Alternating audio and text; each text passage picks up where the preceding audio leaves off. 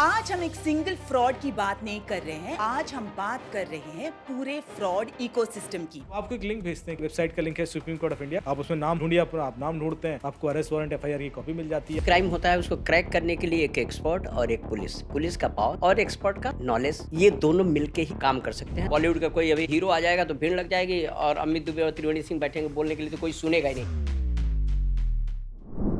नमस्ते दोस्तों, आज का एपिसोड थोड़ा अलग है।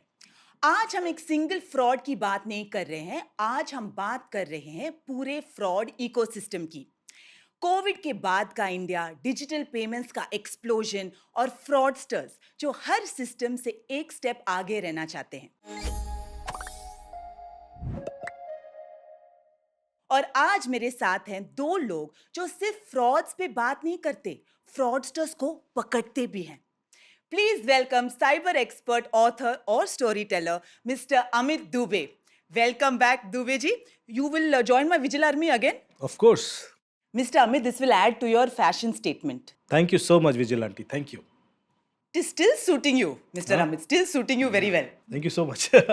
हमारा सेकंड गेस्ट देश के सबसे रिस्पेक्टेड साइबर कॉप्स में से एक professor Triveni Singh. Welcome mister Triveni. Thank you. Vigil army में भी आपका स्वागत है। Thank you vigil aunty. Amit ji और त्रिवेणी सर दोनों ने साथ में हिडन फाइल्स लिखी। इस बुक ने अलग अलग फ्रॉडस्टर्स के यूनिक मोडस ऑपरेंडी को एक्सपोज किया और सबको बताया कि फिक्शन से कहीं ज्यादा थ्रिलिंग ट्रूथ होता है। क्या कुछ ऐसे थ्रिलिंग स्टोरीज के बारे में आप बता सकते हैं प्लीज? देखिए, सबसे पहले तो कोविड के बाद जिस तरीके से साइबर क्राइम बढ़ा, हर दिन हमें कुछ ना कुछ शॉकिंग इन्फॉर्मेशन मिल रही थी। अच्छा सर, काफ़ी लंबे समय से साइबर क्राइम में काम कर रहे थे, तो उनके ऊपर जिम्मेदारियां भी काफ़ी बढ़ गई थी। ये वैसे तो एसटीएफ में रहे और गैलेंट्री अवार्ड भी मिला, लेकिन एक साइबर ऐसा क्षेत्र है जहाँ पर लोग सोचते हैं कि डेस्क पर बैठकर लोग क्राइम सॉल्व करते हैं, और एक गैलेंट्री अवार्ड विनर ऑफिसर अचानक से इंटेलेक्चुअल दिखने लगे और उसके पीछे बहुत एफर्ट और मेहनत होती है। तो सर ने पीएचडी भी की थी इस क्षेत्र में। तो ये वो पीरियड था जब हमें बहुत सारे ऐसे मौके मिले जब हम साथ काम कर रहे थे। और उसमें एक केस थोड़ा अजीब था जिसमें एक लेडी, पहला वाला लॉकडाउन ख़त्म हुआ तो उसके बाद वो थाने में रिपोर्ट लिखाने आई कि उसको अजीब अजीब से कॉल आते हैं। कभी मसाज पार्लर से कॉल आ रहा है, कभी ऑब्सीन बातें कर रहे हैं। तो हम लोगों ने सोचा कि शायद उसका नंबर किसी ऐसी जगह चला गया होगा। उससे कहा नंबर बदल लो, प्रॉब्लम सॉल्व हो जाएगी। उसने कहा नहीं, जब मैं नंबर बदलती हूँ तो फिर से आने लगते हैं, तो इसका मतलब है कि कोई है जो मेरे पीछे पड़ा हुआ है। तो फिर मैंने अपनी टीम से कहा कि इसको ओपन सोर्स इंटेलिजेंस कीजिए, पता कीजिए कि नंबर है कहाँ का, और पुराने नंबर भी देखिए कहाँ कहाँ थे। तो उन्होंने सारे डिटेल निकालने शुरू किए। तो बहुत सारी साइट्स निकली, कुछ पोर्नोग्राफिक साइट भी थी, कुछ फेसबुक पेजेस भी थे। और कमाल की बात ये थी कि जो पहली बार जहाँ नंबर डाला गया था वो एक फेसबुक पेज था। तो हमने उस फेसबुक पेज पर देखा कि क्या क्या और है। तो इसकी बहुत सारी फ़ोटोज़ थी, पर्सनल फ़ोटोज़, होली की फ़ोटो, ये वो, कुछ मॉब फोटोज़। तो जब मैंने देखा कि कुछ पर्सनल फ़ोटो, तो हमने उसको कॉल किया। मैंने कहा तुमने अपनी ये फ़ोटो फेसबुक पर क्यों डाली? बोली मैं तो फेसबुक यूज़ ही नहीं करती, मैं तो कभी फेसबुक यूज़ नहीं किया। तो मैंने कहा फेसबुक तक पहुँची कैसे? पता नहीं। तो मैंने कहा फेसबुक की जो फ़ोटो है ये वाली जो रियल है, ये तुमने किसके साथ शेयर की थी? तो उसने कहा मैंने तो अपने कुछ फैमिली ग्रुप्स में शेयर किए थे बस। तो मैंने कहा जहाँ शेयर किए थे उस ग्रुप के डिटेल भेजो, उसमें कौन कौन लोग हैं वो बताओ, और फिर मैं देखता हूँ। तो हमने सारे नंबर निकाले, उसमें देखा कि एज के हिसाब से कौन इसके खिलाफ ये यूज़ कर सकता है, पर कुछ क्रैक ही नहीं हो रहा था।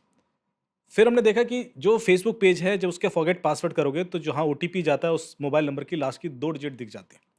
वो 2 डिजिट निकाले, देखा वो 2 डिजिट इसमें से कहीं मैच करती हैं क्या? तो किसी से मैच ही नहीं कर रही थी। तो अब यही होता है कि जब पुलिस के थ्रू रिक्वेस्ट फेसबुक को जाती है, 91 सीआरपीसी की रिक्वेस्ट, जिसमें उनसे पूछते हैं कि इस फेसबुक से लिंक्ड जो भी मोबाइल नंबर या व्यक्ति है उसका आईपी एड्रेस वगैरह दीजिए। पर उसमें कई बार टाइम लग जाता है, स्पेशली कोविड के टाइम पर। तो फिर इस बीच में इसका मुझे कॉल आता है लेडी का। तो हमें लगा कि हम वेट करते हैं, लेकिन तब तक कॉल आता है कि आप मेरे पति को भी ढूंढ सकते हैं। तो मैंने कहा पति को ढूंढ सकते हैं मतलब? बोले वो बिकॉज ऐसे कॉल आते थे इसलिए मुझे अचानक एक दिन लड़ाई हुई और वो घर छोड़ के चले गए, तो ढूंढ दीजिए, उनका फ़ोन नहीं लग रहा है, बंद आ रहा है। तो मैंने सिर्फ ये पूछवाया पुलिस से कि भाई वो जो उसका मोबाइल नंबर था उसमें कोई नया सिम चल रहा है क्या? क्योंकि आप फ़ोन सेम है और नया सिम डालेंगे तो पता पड़ जाता है, IMEI नंबर सेम है। तो उन्होंने मुझे भेज दिया नया सिम। ऑफिस से आया जैसे ही नया सिम, तो मैंने देखा तो उसमें जो लास्ट की 2 डिजिट थी वो वही थी जो फेसबुक पेज पर ओटीपी जाता है वो वाली थी। और हम लोग दंग रह गए। हमने कहा इसका मतलब ये है। उसको फिर थाने बुलाया और फिर हमने ओटीपी भेज के देखा तो उसको ओटीपी गया। तो ये व्यक्ति ऑलरेडी किसी और के संग रिलेशनशिप में था और अपनी वाइफ को चूंकि डिवोर्स देना चाहता था, तो he was looking for some reasons. और लोग कहाँ कहाँ तो तक क्या क्या हैरिस करते करना हैं। चाहते थे वो। और वो लगातार पीछे पड़ा हुआ था, इसलिए फेसबुक के थ्रू भी और भी जगह जगह जहाँ पर भी उसको डिफेम कर सके वो कितना कोशिश कर रहा था। टाइम है सर इस आदमी के पास? तभी मैं कहता हूँ कि जब आप सच्चाई देखते हैं तो वो फिक्शन से ज़्यादा खतरनाक लगती है। कोविड लॉकडाउन में लोगों की ऑनलाइन एक्टिविटी बढ़ी और बड़े फ्रॉडस्टर्स के फ्रॉड्स। नाउ मिस्टर अमित, क्या कोविड के दौरान आपको ऐसा लगा कि there were some frauds that just exploded suddenly, और ऐसे कौन से फ्रॉड्स थे कि यू सॉ एंड थॉट कि मैं आश्चर्यचकित हो गया हूँ? सबसे पहले तो हर दिन एक नई मोडस ऑपरेंडी सामने आ रही थी और इसलिए हम लोग ज़्यादा चौंक भी रहे थे, आश्चर्यचकित हो रहे थे, क्योंकि क्रिमिनल्स आर इनोवेटर्स। और हम किस किस को इम्पर्सोनेट कर रहे थे। वो पहले उन्होंने जब किसी ने मेडिकल शॉप पे सर्विस लेनी है या कोई दवाई लेनी, तो उनको इम्पर्सोनेट करके लूटा लोगों को। ऑक्सीजन सिलेंडर लेना तो लूटना। आपने फेसबुक पर लिख दिया कि मुझे अर्जेंट रेमडेसिविर चाहिए, आपको कॉल आने लगे और आपको लूट लिया। तो ऐसी कोई भी चीज़ जो आप ऑनलाइन कर रहे थे, आप ट्रस्ट ही नहीं कर सकते थे कि जो कॉल आ रहा है वो है कौन। और ना आप वेरीफाई कर सकते हो, उस दिन आप घर से बाहर निकल सकते हो या मूवमेंट बड़े रिस्ट्रिक्टेड है। तो ये चीज़ मल्टीफोल्ड हो गई। जैसे कि एक एपीएस फ्रॉड होने लगा, आधार इनेबल्ड पेमेंट सिस्टम। इसमें क्या होता है कि आपका फिंगरप्रिंट लगा के पैसे निकाल सकते हैं। अब आप जब घर में ही हैं, घर से बाहर ही नहीं गए, तो आपके अकाउंट से पैसे कैसे निकल गए? पर आपका फिंगर यूज़ हुआ है, आपका आधार नंबर भी यूज़ हुआ है। अब इसके पीछे क्या कहानी है मैं थोड़ा सर से भी जानूंगा, लेकिन ये जो मोडस ऑपरेंडी थी चौंका रही थी हमें। सिम स्वैपिंग के केसेस हैं, ई सिम के केसेस हैं। यदि आपका मैं ई सिम जनरेट करा लूँ, एक लड़की थी, उसका प्लान था कि वो 23 मार्च को शायद लॉकडाउन हुआ, उसके बाद वो घर चली जाएगी। तो उसने घर में कुछ खाने पीने का सामान भी नहीं था उसका और सब कुछ ख़त्म हो चुका था और अचानक लॉकडाउन हो गया। तो उसको लगा ये लॉकडाउन इतना लंबा तो जाएगा नहीं, तो शी वॉज मैनेजिंग समहाउ। पर उसके बीच में क्या हुआ कि उसका फ़ोन का ई सिम किसी ने जनरेट कर लिया। अब उसके घर में कोई वाईफाई नहीं है। ई सिम जनरेट का मतलब है कि आपका सिम बंद हो गया है और आपका सिम अब किसी और के पास है, और जिसके पास है उसने आपका पहले व्हाट्सएप हैक किया, फिर आपके बैंक अकाउंट हैक किए, फिर पैसे ट्रांसफ़र कर लिए, लेकिन आपके पास ना अलर्ट आ रहे हैं, ना आपके पास कोई इन्फॉर्मेशन है। अब आप किसी को मदद के लिए बुला भी नहीं सकते, क्योंकि आप घर में अकेले हो, आपकी कोई कनेक्टिविटी नहीं है। तो आप करेंगे क्या? आप ना खाना खा पा रहे हैं। तो उसकी हालत ये थी कि जब वो सामने वाले अपार्टमेंट में गई और इतनी घबराई हुई थी कि पहले मुझे अच्छा सामने वाले का नॉक करना शुरू किया, तो वो भी घबरा गए कि ये क्यों आना चाह रही है, इसका मतलब बीमार है। करेक्ट। तो वो दरवाज़ा नहीं खोल रहा। उन्होंने पुलिस को बुला लिया।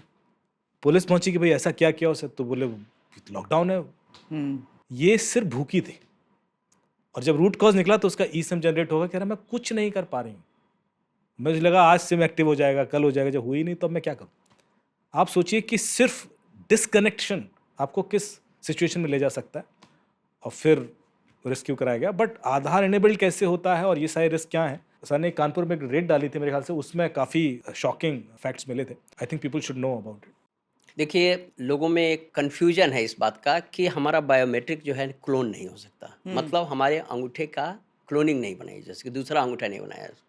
हमको भी ऐसा ही लगता था। एक कानपुर में मैंने रेड की, जो आधार कार्ड बनते हैं उससे रिलेटेड रेड थी, और जब मैं गया तो वहाँ 500 रबर स्टैम्प पड़े हुए थे। तो जब पुलिस अपनी कुछ शो करती है, थोड़ा सा यूज़ करती है, तो उसने बताया कि साहब एक ये रबर स्टैम्प जो है ना किसी का अंगूठे का निशान है। मैंने कहा अंगूठे का निशान है? तो हम लोगों ने मारा, उसका स्टैम्प किया, तो देखा पेपर पे सही बात है, ये अंगूठे के निशान थे उसमें। मैंने करते क्या होते हैं उन लोग इसका?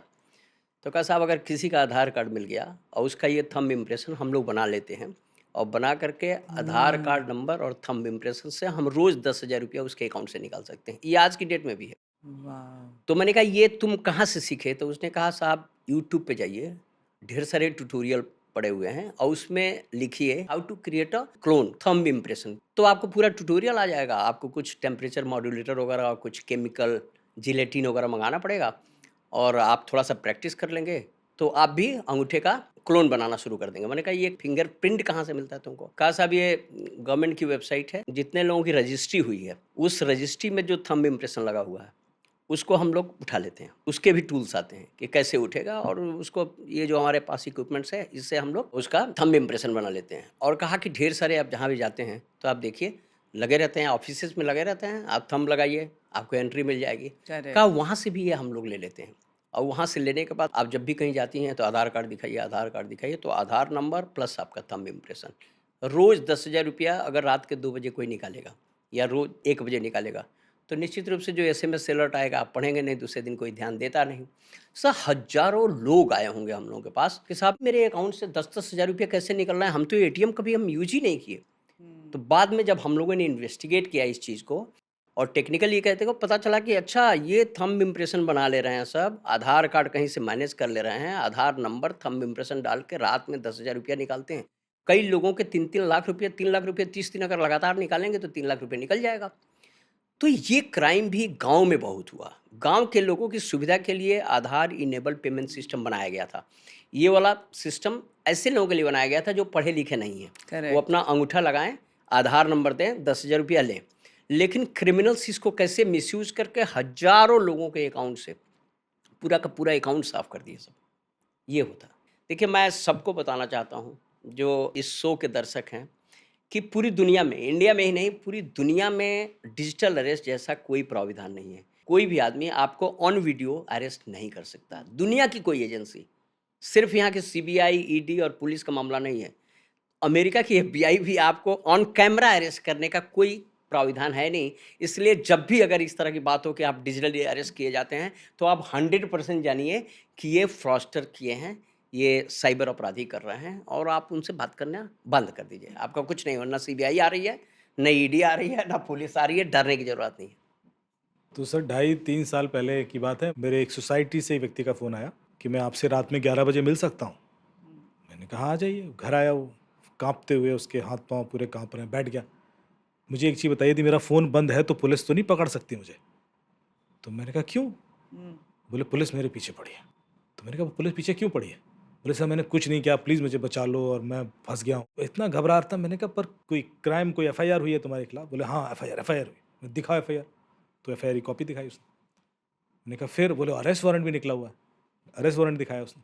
तब तक मैं देख रहा हूँ तो मुझे समझ में आ गया कि कुछ गड़बड़ तो लग रहा है, क्योंकि अरेस्ट वारंट जैसे होते हैं वैसे ही था, बट कुछ फेक।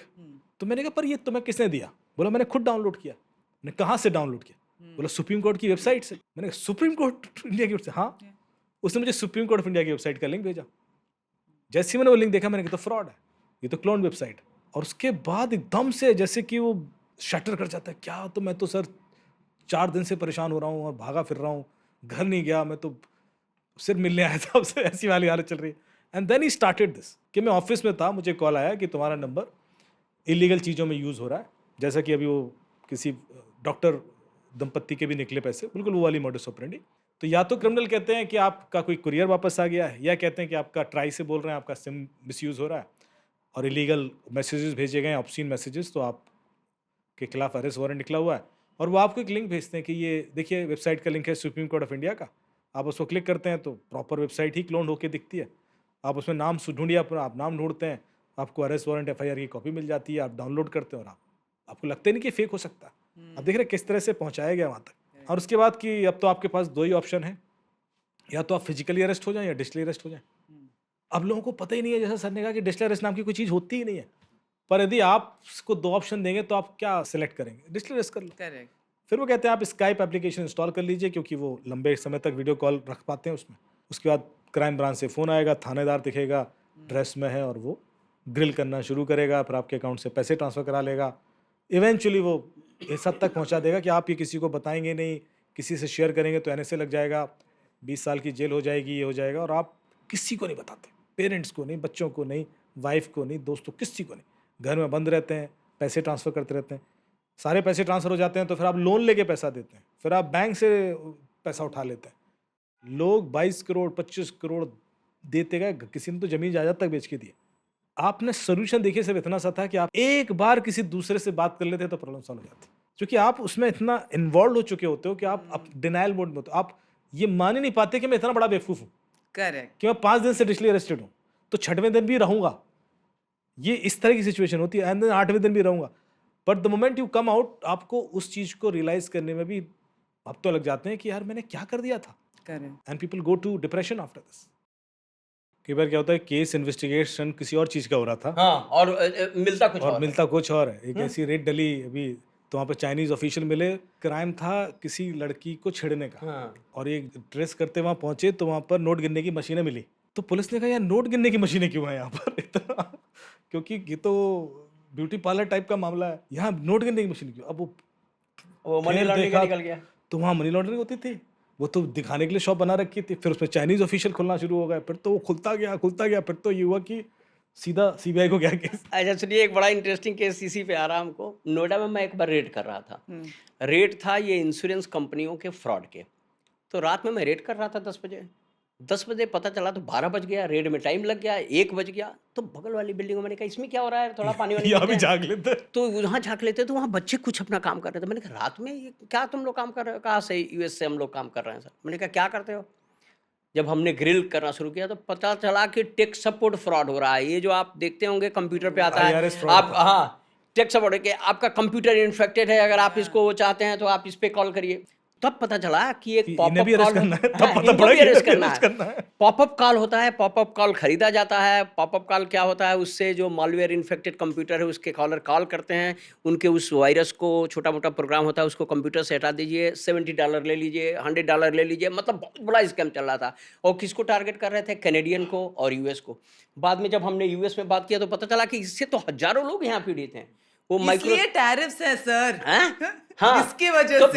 फिर ट्रक में हमको उनको भी लादना पड़ा। उसी में पता लगा कि अरेस्ट करना पड़ा। तो उतना व्यवस्था करके गए थे हाँ, आप? अरे 121 89 Arrest हुए? 89 लोगों को ऐसे अरेस्ट करना पड़ता था। उसके बाद मुंबई ने किया वही टेक सपोर्ट फ्रॉड का केस जो हम लोगों ने वो किया था। उसके 2 महीने 4 महीने बाद जो है यहाँ भी कॉल सेंटर उसी तरह कॉल सेंटर पे रेड पड़ी थी और पुलिस ने पकड़ा था।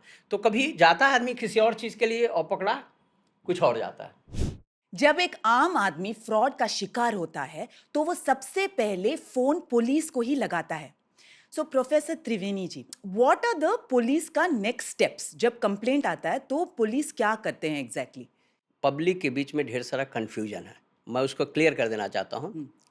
जब भी आप साइबर क्राइम के शिकार हों तो आज की जो व्यवस्था है वो मैं बता रहा हूँ।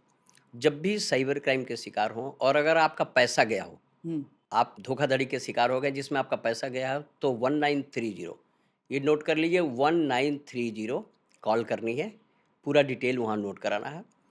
वो जो कॉल टेकर है वो कुछ सवाल पूछेगा। तो ज़्यादातर लोग क्या काम करते हैं, फ़ोन तो लगा देते हैं हड़बड़ी में, लेकिन वो इन्फॉर्मेशन अपने पास नहीं रखते। जैसे ट्रांजैक्शन आईडी यूनिक होती है, वो ज़्यादा 90% लोग जानते ही नहीं कि कैसे हम इसको देखें। जब वो कॉल कट जाती है तो फिर सोचते हैं ट्रांजैक्शन आईडी कहाँ से देखें। फिर जो आपका डेबिट कार्ड वो आपके पास होना चाहिए ताकि उसके कुछ डिजिट हो, मतलब उससे रिलेट कब ट्रांजैक्शन हुआ है, ये भी किस बैंक के आप कस्टमर है ये भी आपको बताना पड़ेगा। तो एक तो ये पहला स्टेप 1930।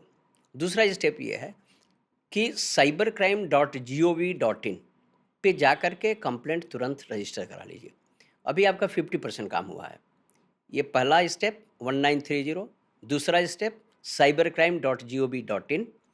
cybercrime.gov.in पे जाके जो कंप्लेंट आपने कराया है उसकी एक PDF फाइल आप निकाल लीजिए। एक फाइल निकाल लीजिए और थाने जाइए और थाने जाके कहिए कि ये मेरा केस रजिस्टर करिए। ऑलरेडी जो आपने cybercrime.gov.in पे कंप्लेंट रजिस्टर कराया है ये थाने पहुंच गया है। अब थाने की ड्यूटी बनती है कि इसको लीगल डॉक्यूमेंट बनाए, मतलब एक FIR करे, जो पुलिस नहीं करती है। लेकिन मेरा मानना है सबसे कि आप जाइए थाने पे जिद्द करिए, नहीं आप इसको FIR रजिस्टर कराइए, ताकि जब आप FIR रजिस्टर कराएंगे तो उसकी इन्वेस्टिगेशन होगी। अगर पैसा कहीं बैंकिंग चैनल में होल्ड पे हुआ होगा तो पैसा आपको फिर से मिल जाएगा। जब कोई FIR ही नहीं है आपका तो आप क्लेम भी नहीं कर सकते। इसलिए मैं सबको एडवाइस करता हूँ कि 3 स्टेप जरूरी है। 1930 cybercrime.gov, फिर अपने साइबर क्राइम पुलिस स्टेशन में भी जा सकते हैं और अपने लोकल थाने में भी जा सकते हैं। दोनों को उतना ही अधिकार है। तो आप अपने थाने पे जाके कहिए कि हमारा केस रजिस्टर करिए। ऑलरेडी मैंने इन्फॉर्म कर दिया है cybercrime.gov.in पे। तो ये तीनों प्रक्रिया पूरी करेंगे तब जो पैसा अगर आना भी होगा आपके अकाउंट में तो आए। आजकल हम सुनते हैं फेक वेबसाइट्स या फेक प्लेटफॉर्म्स यूज करके पैसा इंडिया से बाहर चला गया। सो सर ये बताइए कि ये टेक्नोलॉजी के थ्रू ये डिजिटल फ्रॉड्स होता कैसे? देखिए, कोई भी साइबर क्राइम होने के लिए हमें 3 चीज़ें चाहिए: SIM card, mobile phone and bank account. और तीनों चीज़ें काफ़ी हद तक रजिस्टर्ड होती हैं आपकी आइडेंटिटी से। सिम कार्ड के लिए KYC चाहिए, बैंक अकाउंट के लिए KYC चाहिए, और फ़ोन भी में जो IMEI होता है वो बताता है कि इसका होल्डर है कौन। क्रिमिनल क्या करता है, तीनों चीज़ें चोरी की यूज़ करता है। कैसे? बैंक अकाउंट म्यूल अकाउंट होगा, सिम कार्ड भी म्यूल होगा, किसी और के नाम पर होगा। अब ये म्यूल क्या होता है कि भाई आपके नाम से मैंने सिम कार्ड ले रखा है और आपको पता ही नहीं है। तो जब हम पहली चीज़ चेक करते हैं कि ये फ़ोन जहाँ से आया था ये व्यक्ति है कौन, तो पता पड़ा सिम कार्ड तो उड़ीसा के किसी किसान का है।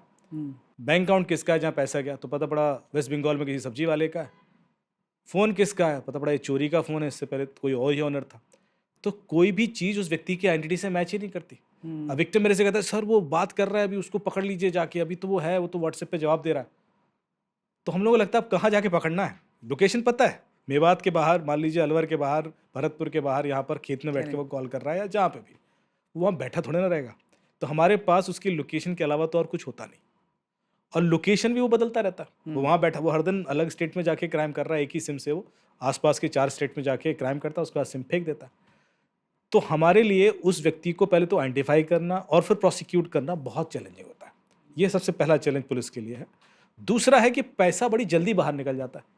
जिस भी अकाउंट में आपने पैसा डाला है, अभी मेरे पास एक केस आया सर, उसमें मैंने देखा कि करीब 300 अकाउंट में पैसा गया था। किसी में 22 लाख का अमाउंट था, किसी में 500 रुपये, किसी में 400 रुपये, किसी में। मैंने कहा ऐसा क्यों हो रहा है? क्योंकि आप देख रहे हो कि अब आप इतने अकाउंट कैसे फ्रीज कराओगे। करेक्ट। पहले अकाउंट में गया, फिर लेयर 2 में गया, फिर लेयर 3 में, उसने इतने अकाउंट में फेंक दिया पैसा कि अब हर आदमी कैश विड्रॉल तो कर ही सकता है इतना छोटा छोटा अमाउंट। वो जानबूझ के टेक्निक यूज़ कर रहे हैं ताकि अब आप कोशिश करके, कॉल सेंटर भी लग जाएगा तो भी 300 फ़ोन लगाना है या कोऑर्डिनेट करना है with so many bank, so many accounts is not possible. तो ये नई नई टेक्निक वो इस्तेमाल करते हैं। या फिर वो उस अकाउंट से गेमिंग करेंसी खरीद लेते हैं, जैसे अमेजॉन गिफ्ट कार्ड खरीद लिए, एप्पल कार्ड खरीद लिए, बैटल पॉइंट्स खरीद लिए, रोबॉक्स पॉइंट खरीद लिए, और ये जो करेंसीज होती हैं बाहर जाके इन कैश हो जाती हैं। तो इनके जो बेनिफिशियरी हैं वो नाइजीरिया में है, रोमानिया में है, आप उनको तो पकड़ोगे नहीं। या फिर क्रिप्टो खरीद लेते हैं कई बार। कैश विड्रॉल भी होता है, जैसे लेयर 1 में पैसा गया 20 लाख, अब लेयर 1 से कैश विड्रॉल नहीं हो सकता क्योंकि एक लिमिट है। वो लेयर 2 में डालेगा 4 अकाउंट, 2 लाख डाल दिए, 2.5 लाख, और वहाँ से कुछ कैश विड्रॉल होगा, कुछ आगे मूव हो जाएगा, और कुछ गेमिंग करेंसी या क्रिप्टो में कन्वर्ट होगा। इतनी जल्दी ये पैसा देश के बाहर निकलता है कि यदि आपने वो शुरू के 2-3 घंटे में कॉल नहीं लिया तो फिर रिकवरी बड़ी मुश्किल हो जाती है। करेक्ट। तो ये सबसे बड़ा चैलेंज है जो विक्टिम जिसकी वजह से सफ़र करता है। फिर लोग कहते हैं कि पैसे नहीं आ रहे क्योंकि आपने उसके बाद कॉल लगाया। जब बैंक को इन्फॉर्मेशन मिली वो पैसा लिमिटेड पैसा ही था, जो भी होगा वो मिल पाएगा, लेकिन which is nothing as compare to the losses. किसी का 22 लाख का लॉस है और फिर कहो 22,000 आ रहे हैं, तो फिर उसको ये बहुत दुखदाई लगता है। तो ये कुछ ऐसी चीज़ें हैं जो इसलिए मैं बता रहा हूँ ताकि आप बड़ी जल्दी निर्णय लें। फटाफट कॉल करके चीज़ें करना ज़रूरी हो जाता है, वरना आपके लॉसेस बढ़ जाते हैं। यहाँ पर मैं प्रोटेक्शन कैसे करना है, क्योंकि यदि ऐसा केस किसी के संग ना हो, आधार सर्वर पर एक प्रोविज़न है कि आप अपने आधार को डिसेबल कर सकते हैं वेरिफिकेशन। तो UIDI.gov.in वेबसाइट है, उस पर जाएँ, अपना लॉगिन करें और वहाँ पर आधार वेरिफिकेशन डिसेबल कर दें। तो वो कब होता है? जब आप सिम कार्ड इशू कराते हैं, बैंक अकाउंट क्रिएट करते हैं या APS ट्रांसफ़र करते हैं, तब जाके आधार से आपका सर्वर से वेरिफिकेशन, तो वो उस समय ब्लॉक हो जाएगा, तो फिर ये फ्रॉड रुक जाएगा। दूसरा, आप अपने बैंक को प्रीएम्प्टिव APS डिसेबल कर सकते हैं, जो कि अभी डिफ़ॉल्ट अधिकतर बैंक्स ने कर दिया है कि APS सर्विसेज डिफ़ॉल्ट डिसेबल्ड है। यदि आप APS इनेबल कराएंगे तभी APS के थ्रू पैसा निकलेगा। APS is called Aadhaar enabled payment system. तो इसीलिए जानबूझ के प्रोएक्टिवली डिसेबल कर दिया गया क्योंकि उसका मिसयूज़ हो रहा था। जैसा सर ने बताया कि आपने OTP नहीं दिया और विक्टिम परेशान होता रहा, ऐसे इतने केसेस होते हैं। अभी पिछले 2-3 हफ्ते पहले मैं नागपुर पुलिस ट्रेनिंग देने गया, तो वहाँ डॉक्टर रविंदर सिंगल जी कमिश्नर हैं। तो ट्रेनिंग के बाद सर मैं बैठ गया उनके सारे IOs और ACPs वगैरह के संग, तो वो डिस्कस करने लगे जो केसेस अभी चल रहे हैं उनमें कैसे ब्रेक थ्रू लिया जाए, क्या नई तरीके हम इस्तेमाल कर सकते हैं। तो उन्होंने एक केस बताया कि साहब फ़ोन चोरी होता है और उसके तुरंत बाद पैसे निकल जाते हैं। मैंने कहा ऐसे कैसे निकल जाते हैं? निकल जाते हैं, आईफोन से भी निकल जाते हैं। आईफोन चोरी होता है और 15-20 मिनट बाद पैसे निकल जाते हैं। मैंने कहा आईफोन से यदि पैसे निकालने होंगे तो पहले आईफोन का पासकोड चाहिए, फिर आपको UPI पिन चाहिए, तब जाके पैसे निकलेंगे। बोले निकल रहे हैं सर, आप NPCI का लॉग देख लीजिए कि फ़ोन चोरी हुआ है, उसकी उतनी देर बाद सारे अलर्ट गए हैं, वो पैसे तो निकले हैं। तो हमने कहा दिमाग लगाते हैं, सोचते हैं कि कैसे किया होगा। थोड़ा 15-20 मिनट दिमाग लगाया तो मोडस ऑपरेंडी मिल गई। अब ये देखिए, मैं आपको अवेयरनेस के लिए बता रहा हूँ, कोई मिसयूज़ ना करे। हाँ, सही बात। क्योंकि लोग खुरापाती जाता है हमारे यहाँ, क्या आप फ़ोन चोरी करके देखिए कैसे भी पैसा निकल जाता है। तो हम लोगों को, अधिकतर लोगों को पता नहीं है कि जो UPI पेमेंट है वो कीपैड फ़ोन में भी होता है। कैसे होता है? आपने फ़ोन में, स्मार्टफोन में भी *99# डायल करें। *99# आप किसी भी फ़ोन से डायल करेंगे तो एक मेनू ऑप्शन खुल जाता है UPI का, जिसमें पहला ऑप्शन होता है सेंड मनी, रिसीव मनी, फिर आपका प्रोफाइल, बैलेंस, लास्ट का ऑप्शन होता है जो पिन है यूपीआई पिन चेंज करने का ऑप्शन, 7 ऑप्शंस होते हैं।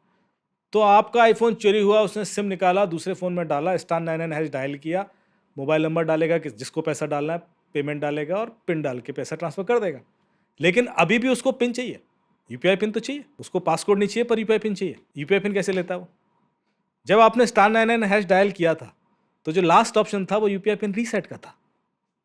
आप दूसरे फ़ोन में भी यूपीआई पिन रीसेट कर सकते हो, लेकिन जब आप रीसेट करोगे तो आपसे एक इन्फॉर्मेशन मांगी जाएगी, विक्टिम के डेबिट कार्ड के लास्ट 4 डिजिट। प्रोफेसर त्रिवेणी जी, पिछले 2 साल पहले की बात हुई होगी जो एपीके वाला हाँ, आया। APK fraud. तो हम लोग ये नहीं जानते थे, तो बदमाश फ़ोन करते थे, कहते थे कि ये ओटीपी मत बताइएगा। ओटीपी जो है ना, हर समय बदमाश, खबरदार आपने ओटीपी बताया, मैं बैंक का मैनेजर हूँ, कभी किसी को ओटीपी मत बताना। आप ये एप्लीकेशन डाउनलोड कर लीजिए। तो एप्लीकेशन डाउनलोड कर लेते थे, कोई वहाँ कोड आया होगा, देखिए आया है, हाँ वो दे दीजिए। अब जब वो कोड शेयर करता है तो उस मोबाइल फ़ोन का रिमोट एक्सेस चला जाता है उस बदमाश के हाथ पे। वो क्या काम करता है, वो जो चीज़ शेयर किया वो एक एपीके फाइल, ये स्क्रीन शेयरिंग ऐप होती है, स्क्रीन शेयरिंग ऐप होती है, जो तो आपको वो पूरा स्क्रीन सामने वाले को शेयर कर देते हैं। अब वो शेयर करके वो क्या काम करते हैं, आपका यूपीआई ऑपरेट करना शुरू कर दिए। करेक्ट। और जो ओटीपी आ रहा है वो वहीं से पढ़ रहे हैं, वो डाले जा रहा है। अब आप कह रहे हैं तो मेरा 10,000 निकल गया, 20,000 निकल गया, 50,000 निकल गया, वो तो निकलता ही रहेगा, क्योंकि आपके फ़ोन की का वो रिमोट एक्सेस हो लिया हुआ है बदमाश, और बदमाश लिया हुआ है, वो डालते जा रहा है और आपका यूपीआई पिन पकड़ा हुआ है और पूरा का पूरा अकाउंट खाली कर दिया जाता है। तो आज थर्ड के पार्टी टाइम में ऐप डाउनलोड नहीं करना चाहिए। तो एक मैसेज ये है, कोई किसी के कहने पे कोई एप्लीकेशन डाउनलोड नहीं करना है। दूसरा, अगर कोई एप्लीकेशन आप देख भी रहे हैं तो ट्रस्टेड सोर्स से, जैसे अगर प्ले स्टोर से डाउनलोड करिए। मैंने वहाँ भी देखा हजारों इस तरह के एप्लीकेशन पड़े हुए हैं जो क्रिमिनल्स अपलोड किए हुए हैं, और उनके पास भी मशीनें जो हैं वो डिटेक्ट करती हैं कि मालवेयर है कि नहीं। बहुत सी ऐसी चीज़ें हैं जो मशीनें डिटेक्ट नहीं कर पाती, और क्रिमिनल्स अपने एप्लीकेशन प्ले स्टोर पे भी इस तरह के हम लोगों ने, सर जो लोन ऐप्स होते थे, हाँ लोन ऐप्स होते थे, सारे प्ले स्टोर से ही आते थे। हाँ बिल्कुल, और लोग लुटते थे। अब जब ये गाइडलाइन आप बना देते हो ना कि प्ले स्टोर वाली ऐप सेफ है, तो भी गड़बड़ कर जाती है। आपने प्ले स्टोर से लोन ऐप्स इंस्टॉल किया है, उसने आपके कॉन्टैक्ट लिस्ट और पिक्चर्स कॉपी कर लिए, क्रिमिनल ने उसको मॉर्फ किया, आपके दोस्तों को भेजा, आपकी नेकेड पिक्चर्स गाली गलौज के संग, आप दबाव में आए, आपने उसको पैसा देना शुरू कर दिया। ये पूरी मोडस ऑपरेंडी थी। सारी की सारी लोन ऐप्स चाइनीज सर्वर पर होस्टेड थी और सारी प्ले स्टोर से आती थी। फिर हमने टेक डाउन कराई। हमको याद है 264 एप्लीकेशन की लिस्ट हमने खुद आरबीआई को शेयर की थी कि ये मलिशियस एप्लीकेशंस हैं जो लोन दे रहे हैं, दे भी रहे हैं, वो लोन भी देते थे, और लोन देने के बाद अगर आप और पूरा आपका कांटेक्ट ले लेते थे। हम लोग क्या काम करते हैं, नॉर्मली हम लोग जब कांटेक्ट में सेव करते हैं तो अमित फ्रेंड, ये मौसी, पापा, मम्मी, पूरा का पूरा वो जो है ना इसी का डंप रख लेते हैं सब अपने पास। जिस दिन आपने डिफ़ॉल्ट किया, आपने लोन नहीं दिया, उसी दिन फ़ोन जाएगा उसके मम्मी को, क्योंकि उनके पास तो पता है मम्मी है। आप रमेश की मम्मी बोल रही हैं? हाँ बोल रहे हैं। देखिए आपके बेटे ने लोन लिया था और आज तक नहीं ये किया, अभी हम पुलिस में केस करते हैं, ये करते हैं। ये शुरू हो गया। अब मान लीजिए मम्मी ने किसी तरह समझाया, लड़के ने मम्मी को समझा दिया, तो मौसी, आप मौसी बोल रही हैं रमेश के? कहाँ मौसी बोल रहे हैं? ये देखो तुम्हारे उसने जो है ये पैसा लिया था, आप उनके चाचा बोल रहे हैं। एक साथ एक दिन में पूरे फैमिली के सारे रिश्ते नाते दोस्त को फोन चला जाए। आदमी घबरा के, कई आपने देखा होगा सुसाइड कर लिए, कितने बच्चों ने सुसाइड कर लिया। यार ये क्या हो रहा है, मतलब सबको सब कुछ पता है। बताइए, बदमाशों को सब कुछ पता है कि इनके चाचा कौन है, इनकी साली कौन है, इनके सिस्टर कौन है, इनकी मम्मी के। और ये प्ले स्टोर से डाउनलोडेड एप्लीकेशन थे जो ये बता रहे हैं, एकदम बिल्कुल सही बता रहे हैं। इस केस को हम लोगों ने किया है। तो देखिए प्ले स्टोर की भी क्या इसमें गलती है। प्ले स्टोर तो इस चीज़ को, ये तो अच्छे काम के लिए भी हो सकता है कि हम आपका कांटेक्ट ले लें, अच्छे काम के लिए, और क्रिमिनल उसको मिसयूज भी करते हैं। तो जो प्ले स्टोर है या गूगल जो है, आपका माइंड तो रीड कर नहीं रहा है कि आपकी मंशा क्या है। चाकू है, सब्जी काटने के लिए बना है, और आप जो है, आप देख ही रहे हैं आज की डेट में चाकू का कैसे इस्तेमाल हो रहा है। वैसे ही है एप्लीकेशन है। अब देखिए, जैसे बदमाश जो है इनक्रिप्शन यूज कर रहे हैं अपने को छुपाने के लिए, हम इनक्रिप्शन यूज करते हैं कि हम लोगों का कम्युनिकेशन बीच में सेंसिटिव है, कोई बीच में रीड ना कर जाए, तो हम इसको बैन नहीं कर सकते। बैन इसलिए नहीं कर सकते कि हमारी प्राइवेसी भी जरूरी है। बदमाश इसी का फायदा उठा रहा है। ये क्रिप्टो का इन्वेस्टमेंट कहाँ से आया? क्रिप्टो बहुत अच्छी चीज़ है कि पूरी दुनिया एक करेंसी में आ जाएगी। ये जिसने बनाया होगा उसके दिमाग में तो यही था कि पूरी दुनिया की एक करेंसी हो, ठीक है, क्रिप्टो। और उसमें उन्होंने बदमाश कैसे यूज करें, क्योंकि इसमें आप पता ही नहीं कर सकते ये कि इस अकाउंट का होल्डर कौन है, ये पता ही नहीं कर सकते। Sir, I just want to ask you, can you use masked Aadhaar? हाँ, for of course. like that you should right for everything. ये recommendation है कि आप Yeah. मास्टर आधार कार्ड ही यूज करें. Yeah. लेकिन if I want to open an account KYC के करने के लिए I cannot use master आधार ने. You can. I can. ना नहीं पूरा नंबर तो चाहिए ना. उसमें QR कोड होता है. Okay. वो वेरीफाई कर लेगा ना, वो वेरीफाई कर लेगा. Okay. आपने अपनी एंटिटी दे दी उसको ना, they can verify. Okay. But वो बीच में कहीं लीक नहीं होगा. आप समझ रहे हो? तो ये लीगल डॉक्यूमेंट है मास्टर हाँ आधार. हाँ, मास्क आधार लीक. हाँ लीगल वो UIDAI के सर्वर से ही डाउनलोड होता है और इसीलिए है वो प्रोविजन कि आप किसी को शेयर कर सकें Yeah. बिना उसके मिसयूज के. Correct. That's what I use. Yeah. Okay. क्योंकि उसको पूरे नंबर नहीं पता पड़ेंगे, बट वो वेरीफाई करने के लिए इस्तेमाल कर सकते हैं. But only authorised agencies can use it. तो mister Amit, if you are talking about cyber fraud, सबसे बड़ा मिसकंसेप्शन क्या है साइबर फ्रॉड के बारे में? देखिए, कुछ चीज़ें हैं कि किसी भी साइबर क्राइम के होने से पहले या साइबर फ्रॉड के होने से पहले एक फ्रॉड ऑलरेडी हो चुका होता है, जिसके बारे में लोग कम बात करते हैं. आपको कॉल आता है कि विजिल आंटी आपका आधार कार्ड यही है. हाँ जी यही है. आपका फलानी कंपनी में इंश्योरेंस है. हाँ हाँ यही है. आपका लास्ट प्रीमियम यही था. हाँ यही था. डिविडेंड ये था. हाँ यही था. इस तारीख को दिया था ना आपने. हाँ हाँ इसी तारीख को दिया था. अरे आंटी आपकी तो लॉटरी लग गई. क्यों? आपका तो डिविडेंड पड़ा हुआ है अभी 45 लाख का. क्लेम क्यों नहीं करते? ये एप्लीकेशन में भेज रहा हूँ, इंस्टॉल करो, अभी 2 मिनट में आपके अकाउंट में 45 लाख आ जाएगा. तो आपने फटाक से एप्लीकेशन इंस्टॉल कर दी, आपके 5 लाख भी निकल गए जो थे. अब आपने कॉल किया कंपनी को कि मेरे निकल गए, तो आपने एप्लीकेशन क्यों इंस्टॉल की? गलती आपने की है, आप गलत हैं. You are wrong wrong wrong. बात खत्म हो गई. पर कोई इस बारे में बात नहीं कर रहा कि आपने एप्लीकेशन इंस्टॉल की क्यों. क्योंकि आपको इतनी सारी डिटेल बताई गई और इतनी सारी डिटेल्स सिर्फ आपको पता थी या उस कंपनी को पता थी जिसको इम्पर्सोनेट किया जा रहा. आपने तो बताई नहीं, तो फिर उस क्रिमिनल तक कैसे पहुंची? इसका मतलब है कि आपको ये कॉल आने से पहले एक डेटा थेफ्ट वाला इंसिडेंट हो चुका था. उस कंपनी का ये डेटा क्रिमिनल तक पहुंचा है. तो फिर गलती आपकी क्यों पूरी? सवाल ये है. यदि हम अपना डेटा थेफ्ट बचा लेंगे, यदि हमारा जो डेटा ऐप्स के थ्रू जा रहा है, क्योंकि हम परमिशन बहुत दे देते हैं, कैमरे की परमिशन, माइक्रोफोन की परमिशन, हर किसी को बाय डिफॉल्ट, उससे डेटा लीक होता है. फिर आप दुनिया भर के लिंक क्लिक करते हैं तो ऑटोफिल डिटेल निकलते हैं, उससे लीक होता है क्योंकि आपने वेरीफाई नहीं किया. तीसरा, आप खुद भी लीनियंट है, तो एक तो आपसे निकल सकता, दूसरा सर्वर से भी निकल सकता है. ऐसा भी नहीं हो सकता कि हमेशा गलती आपकी है. आपने देखा अभी पिछले साल ही 3-4 इंश्योरेंस कंपनीज हैक हुई, डेटा निकला ही है बाहर. बहुत सारे दूसरे इंस्टीट्यूट्स भी हैक हुए. तो ये डेटा तो बाहर है. अब आपको ये पता होना चाहिए कि सिर्फ कोई आपको ये डेटा बता के विश्वास ना बना ले. यदि आपको ये चीज़ पता है तो आप सेफ. डेटा बाहर होने से नुकसान नहीं है. मैं ये नहीं कह रहा वो डेटा डिलीट हो ही नहीं सकता, डिलीट तो बाहर पड़ा है. पर यदि आपको पता है कि आपका डेटा बाहर है तो आप सेफ हैं. क्योंकि अब आपको कोई बोलेगा कि विजिल आंटी 25 तारीख को आप फलाने होटल में कॉफ़ी पी रहे थे, तो आप उस पर हंस देंगे, अरे हर सबको पता है, मेरी लोकेशन 50 एप्लीकेशन ले रही है, इसमें क्या खास बात. तो इसको लेकर इंप्रेस करने की कोशिश मत करो या मुझ पर ट्रस्ट बनाने की कोशिश मत करो. ये एटीट्यूड आने की जरूरत है. The moment you get to know this, that problem is solve. Problem इतनी बड़ी नहीं है. सेम मोडस ऑपरेंडी में एक आदमी 22 करोड़ लुट जाते हैं. सेम मोडस ऑपरेंडी को कोई एक आदमी हंसी में उड़ा देता है. एक वीडियो देखा होगा आपने, एक लड़की को एक पुलिस वाला डिजिटल अरेस्ट का इंपर्सोनेशन करके कॉल कर रहा है कि मैं आ रहा हूँ अरेस्ट करने. अब तुम मान नहीं रहे हो तो बस आ ही रहा हूँ, बस पहुँचने वाला हूँ. गाड़ी का हॉर्न बज रहा है, सायरन बज रहा है, और लड़की वो फोन बोल रही है, अच्छा किस रास्ते से आ रहे हो? फलाने रास्ते से आ रहा हूँ. उस चौराहा पड़ेगा ना? हाँ पड़ेगा वो चौराहा. हाँ तो उसके बगल में मोमो की दुकान है ना, 2 प्लेट मोमो भी लेते हैं. Same modus operandi. कोई इतना डर जाता है कि अपना अकाउंट देने को तैयार, और कोई उसको मजाक में उड़ा रहा है क्योंकि उसको पता है. तो मेरे ख्याल से ये इतनी सी बात है जिसको बहुत घुमा फिरा के बताया जा सकता है. But if you know that your data is out, you are safe. देखिए, डेटा ब्रीच जो ये समस्या बता रहे हैं वो तो है ही, और वो इसलिए है कि कारपोरेट में या पब्लिक के बीच में साइबर सिक्योरिटी संबंधित बहुत अवेयरनेस नहीं है. इसकी वजह से हम बहुत कैजुअल रहते हैं और डेटा लीक हो जाता है, और फिर वही कहानी जो ये बता रहे हैं होता है. मेरा एक चीज़ और मानना है कि अगर आप अपने को सुरक्षित रखना चाहते हैं तो ये साइबर क्रिमिनल्स काम कैसे करते हैं और कैसे आपका पैसा जा रहा है, ये पढ़ना बहुत ज़रूरी है. चाहे पढ़िए, टीवी का कोई शो देखिए या यूट्यूब पे कुछ ट्यूटोरियल, लेकिन जानना बहुत ज़रूरी है. अगर मॉडस ऑपरेंडी, बदमाश के काम करने का तौर तरीका आप जानते रहेंगे तो आप बचे रहेंगे. अगर आप नहीं जानते हैं तो आप जो है धोखे के शिकार हो जाएंगे. तो बहुत से लोग ये सोचते हैं, अरे क्या साइबर क्राइम की कहानी, कोई बॉलीवुड का कोई कोई हीरो आ जाएगा तो भीड़ लग जाएगी और अमित दुबे और त्रिवेणी सिंह बैठेंगे बोलने के लिए, तो कोई सुनेगा ही नहीं. वो सोचेगा हम कभी इसके शिकार होंगे नहीं. क्या मतलब है यार, ये बकवास की बात कर रहे हैं, हम शिकार होंगे नहीं.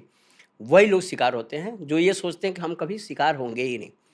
तो नंबर 1, कि ये जानना बहुत ज़रूरी है कि बदमाश आज की डेट में कैसे क्राइम कर रहा है। पहले कैसे करता था? पहले दूसरे तरीके से ओटीपी लेता था। अब ये दूसरा स्टेप क्या है? ये जानना कि अच्छा एपीके फाइल भी है, हम कोई मैलिशियस लिंक क्लिक करेंगे तो मेरा मोबाइल भी कॉम्प्रोमाइज़ हो जाएगा। पहले लोग सोचते थे, कान में बात करते थे। अगर आपको ये जानकारी हो जाए कि हम एक लिंक आपको भेजेंगे और आप क्लिक कर लेंगी तो पूरी आपकी आवाज़ सुनेंगे, आपकी वीडियो रिकॉर्डिंग भी कर सकते हैं और पूरा आपका लोकेशन एक-एक मिनट हम ट्रैक करते रहेंगे, तो आपके कान खड़े हो जाएँगे कि अरे यार हमको क्लिक नहीं करना है, नहीं तो पता चला हम ही कॉम्प्रोमाइज़ हो गए। अगर आपको ये जानकारी है कि घर में इंटरनेट टीवी चल रहा है, तो टीवी भी आपको वॉच कर रहा है। अगर इतनी आपको जानकारी है तो आप सतर्क रहेंगे, वरना आप सोचेंगे कि घर है। मैं रियल केस बता रहा हूँ, मुंबई का ही है। एक लड़की 1 रूम अपार्टमेंट में रहती थी और वैसे ही 24/7 कंप्यूटर सबका ऑन रहता है। 1 रूम अपार्टमेंट, वो कपड़े वगैरह भी चेंज करती थी और ये पूरा डायरेक्ट टेलीकास्ट हो रहा था किसी वेब सर्वर पे। तो गई इंटरव्यू देने के लिए उसने, तो इंटरव्यू देने के लिए तो उसने कहा, अरे हम तो आपको रोज़ ही देखते रहते हैं। इंटरव्यूअर ने कहा। तो उसने कहा कि कहाँ देखते हैं? तो कहा ये जाइए, आप जाइए और जा कर के इस वेबसाइट पे आप देखिए। देखिए उसकी एक गलती, उसको जानकारी थी नहीं। आपका 24 घंटा आपका इंटरनेट ऑन रहता है घर में, आप देख ही रहे हैं और कंप्यूटर ऐसे ही वेब कैमरा लगा हुआ है, सब कुछ टेलीकास्ट हो रहा है और इस तरह के एक केसेस नहीं, कई केसेस हम लोगों ने देखे। तो ये जानना बहुत ज़रूरी है कि हम धोखाधड़ी के कैसे शिकार हो सकते हैं। क्या हम ओटीपी ही शेयर करेंगे या कोई एप्लीकेशन भी डाउनलोड कर लेंगे, या हम जो ढेर सारे एप्लीकेशन डाउनलोड किए हैं, इसी में कुछ ऐसे एप्लीकेशन हैं जो हमारा ओटीपी भी रीड कर रहा है, हमारा पिन भी रीड कर रहा है, हमारा डेबिट कार्ड भी इसी में रखा हुआ है, सब कुछ है, सारा नंबर भी रीड कर रहा है। ये जानना बहुत ज़रूरी है। अगर आप जानेंगे तो बचेंगे और नहीं जानेंगे तो आप शिकार होंगे। ये इतना स्ट्रांग स्टेटमेंट है, मैं आपको अभी थोड़ा और क्लैरिफाई कर रहा हूँ।